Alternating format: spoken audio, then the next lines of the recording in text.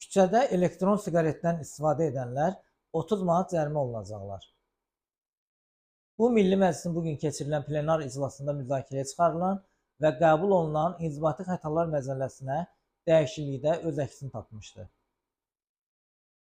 Qanun layihəsinə əsasən, elektron siqaretlərin və onların komponentlərinin idxalı, ixracı, istehsalı, topdan və pərakəndə satışı və satış məqsədi ilə saxlanılmasına görə inzibati xətanın bilavasitə obyekti olmuş mallar müsadirə edilməklə fiziki şəxslər 350 manatdan 500 manatadək, vəzifəli şəxslər 1650 manatdan 2200 manatadək, hüquqi şəxslər 4000 manatdan 5000 manatadək məbləğdə cərimə ediləcəklər.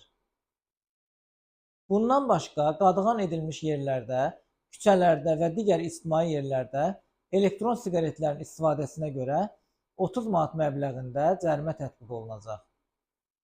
Həmçinin qeyd edim ki, Azərbaycanda elektron siqaretlərin idxalı, ixracı, istehsalı, saxlanılması, satışı və istifadəsinə qadağa 2026-cı il aprel ayının 1-dən qüvvəyə minəcək.